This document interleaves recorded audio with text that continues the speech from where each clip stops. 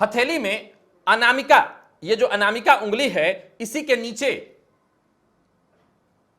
जो स्थान आप देख रहे हैं, इस स्थान को सूर्य पर्वत कहा गया है।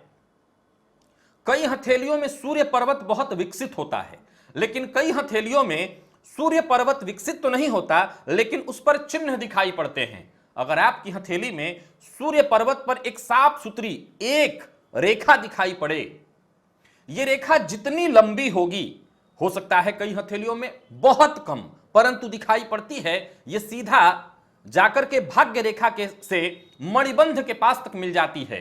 यह बहुत कम हाथों में होता है, लेकिन जिन हाथों में हो उन हाथों का कहना ही क्या, यानी उस व्यक्ति का कहना ही क्या, वो कितना महान भाग्यवान हो सकता है।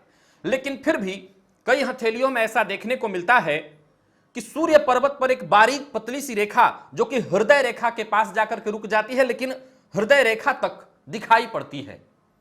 अगर सूर्य पर्वत पर एक रेखा दिखाई पड़े तो यह जातक को समाज में मान सम्मान, पद और प्रतिष्ठा दिलाने वाली होती है। वहीं अगर सूर्य पर्वत पर क्रॉस चिन्ह हो, गुणे का चिन्ह हो, तो इस तरह का चिन्ह जातक को समाज में कभी ना कभी, या स्थिति ज्यादा गंभीर हो यानी बहुत गहरा बना हुआ हो, तो गाहे बगाहे जातक को अपमानित होना ही पड़ता है।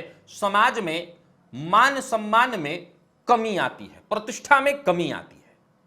अब मान लीजिए अगर आपकी हथेली में, बहुत सारी हथेलियों में सूर्य पर्वत पर क्रॉस दिखाई पड़ता है, कई बार गाहे बगाहे भी बनता है, तो अगर आपकी हथेली में सूर्य पर्वत पर क्रॉस बना हुआ दिखाई पड़ रहा है, तो सबसे सरल इसका उपाय है आदित्य हृदय स्तोत्र का पाठ करना, सूर्य को नियमित जल प्रदान करना, अर्घ्य देना, और साथ ही साथ गाय को गुड़ खिलाना।